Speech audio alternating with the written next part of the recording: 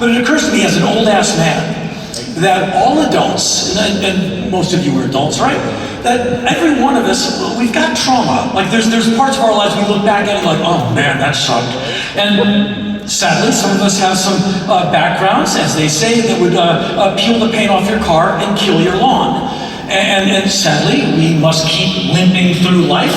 And so, since everyone has a little bit or a lot of damage or trauma in their lives, maybe you're like, why is he voting for that guy? Well, you know, his dad was really bad to him. And I'm not trying to dismiss or defend that behavior, but maybe not teeing off on the guy so quickly, maybe that's the way forward, which is kind of a heavy lift when people can be so abusive and so awful. So how do you disabuse someone of being a homophobe? Like, who are afraid of LGBTQ people? Like, what do you play with the right record? Seems to me Zeppelin 4 should just be the cure-all for anything that ails you. Like, you put it on once and it's like, wow, thanks, man. I feel so much better. No problem, here, keep it. Like, just don't go hating these people for no reason. And so maybe a way forward is just to be an example of that. Like, call it out when you see it, to give people courage, to make them feel better, to not have some young person want to cope by destroying themselves. And I'm sure you're the same as I am. If you have to read about another teenage suicide, another child killing themselves, you will lose your mind. I mean, it's the most fantastic waste of a beautiful resource. Like, anyone's suicide is tragic, but a child? Like, so, this kid feels so bad that they took themselves out. Like, someone is to blame. Something could have been prevented. And wouldn't you want to be somehow a part of that? I'm sure you do. I'm not looking, for a reaction. I'm just saying, why not? And so how can you be on that as often as possible? Because as much as some people in the United States really anger me, and there's some people, they say really awful things, and they're college graduates. I barely got out of high school. They're college graduates, they're lawyers, they know a thing or two. They have like a shingle on their wall, they're a PhD at something, and they say the most awful stuff about people, and people get hurt and people get killed. And so the only thing that's gonna get Homo sapiens through the century are sane, rational people being incredibly cool, kind, and empathetic to one another. And I'm preaching to the perverted here. That's how you and I are with each other all the time anyway. But what about your lousy uncle who comes over every Christmas and fills the room with a bunch of racist crap, like, get him another bottle and put him in the trunk? Some of these people, in my opinion, being an old-ass man, very fixed in my opinion, Iggy Pop is the undisputed heavyweight champion of rock and roll. There's no one who will be able to knock me off that certainty. You can try, but it won't work. I know what I know, and I'm sticking to it, and I'm planting that flag on the hill, and I'm going to die right next to the flag. And so, if you're a homophobe with that kind of conviction, there's probably nothing I can do for you when you're 60 or older, except go to the gym, eat really good food, and outlive you. Some of our woes will be cured with generational change, because no amount of logic will permeate that thick skull. You're just going to have to take good care of yourself and good care of your friends and be patient and wait and keep the good vibes flowing. And eventually people like me and Joe Biden and Dick Cheney will eventually die. But until then, you have to keep it lit as best you can. And so, one of these ways I try to keep myself upright and positive is if I can do something for someone every now and then. I'm a busy guy, so I can't be all things for all people. But every once in a while, an opportunity comes up where I can do something. And an amazing and really intense opportunity came up earlier this year at the beginning of July.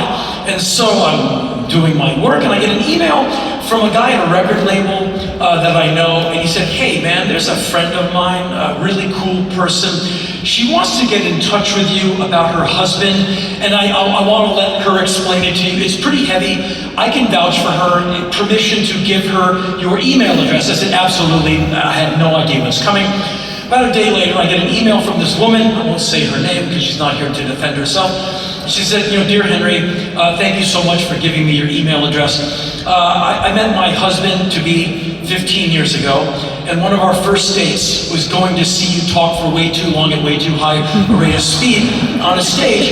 And back in the 90s, when my husband was young, he would write you these sad and lonely letters about being depressed and no one likes him.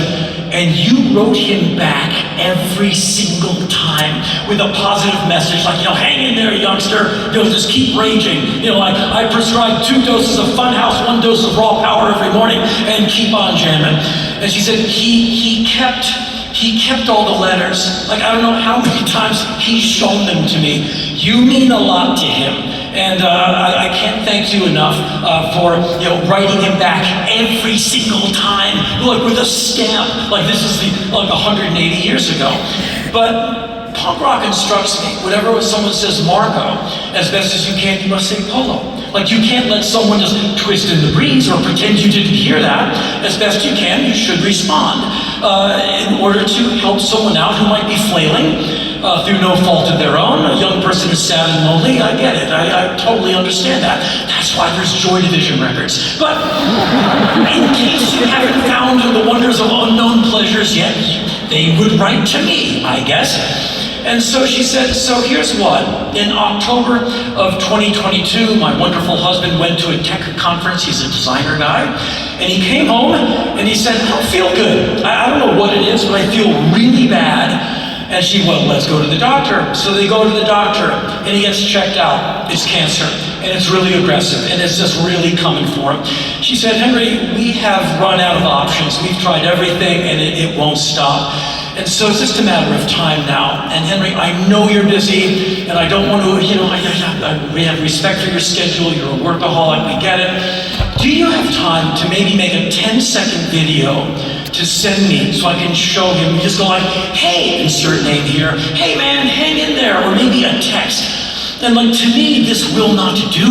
I am a performer. And so, and like I said, I wrote back, I go, okay. I got the idea.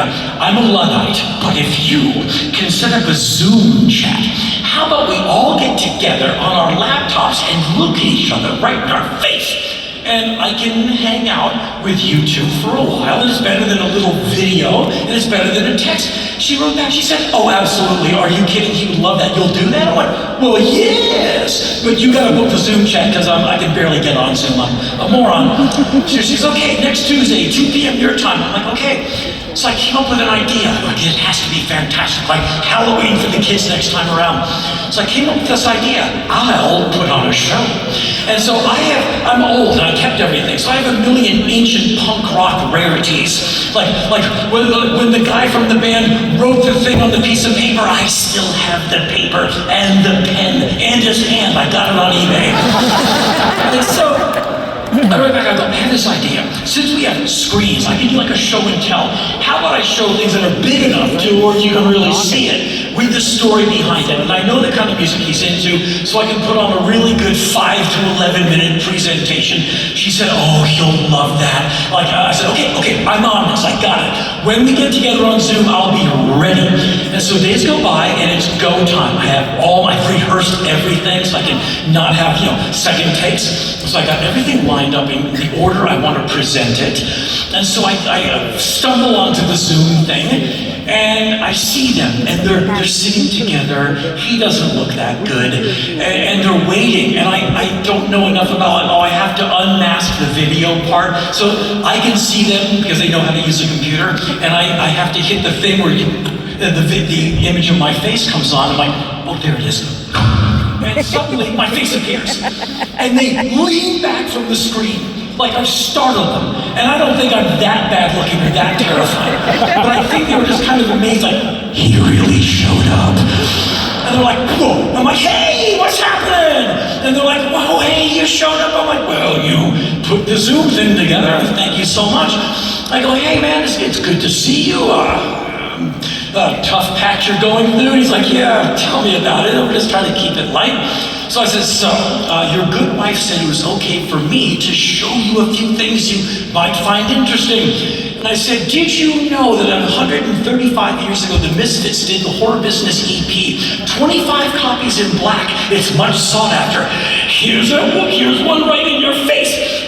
from the Max's Kansas City Jukebox, signed by Jerry Only on this side and Glenn Danzig on this side. Speaking of the misses, here's a letter that Glenn wrote me when he was about to go in and write a song for Roy Orbison for the Less Than Zero soundtrack. And I see this guy's face, he's like, whoa, because this stuff is really cool if you're one of those have-no-life people who spends way too much time on eBay.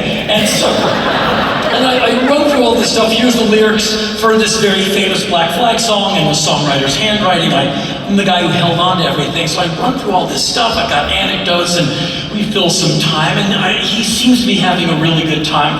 And so we get to the end of that, and the conversation is kind of gently winding down. And so they're trying to find a way to let me out of the conversation. Well, Henry, you're really busy. I'm not that busy. And so, Henry, thank you so much. And I can see that it's going to be very hard for them to have this thing come to an end, because when it ends, this thing ends. I said, hey, you know what? Look, I'm around this summer. I'm just chained to my desk working on some dumb book project. And so how about this? You, the wife, you and I will keep in touch. And if you want, how about we do this again? Like next month. And she said, you do that? I'm like, absolutely, no problem. So let's keep in touch, the two of us. And you, husband, you mind your manners and stay out of jail. And we'll all get back together. And so this is the beginning of July. So at the end of July, I'm in Washington, D.C. I can drive from my driveway in 10 and a half back-breaking hours of an old man's body in an economy car, pulling into the driveway of Discord House in Virginia, which is kind of a miracle to me. And there's Ian MacKay. And wow, and my body feels like it's been folded and packed into a box. And so I was there for some stuff, working with Ian, and I turn around, I come back on July 31st, unfold myself from the car, 10 hours and 39 minutes back, and I write the wife a few days later, hey, I'm kind of back from having to do stuff.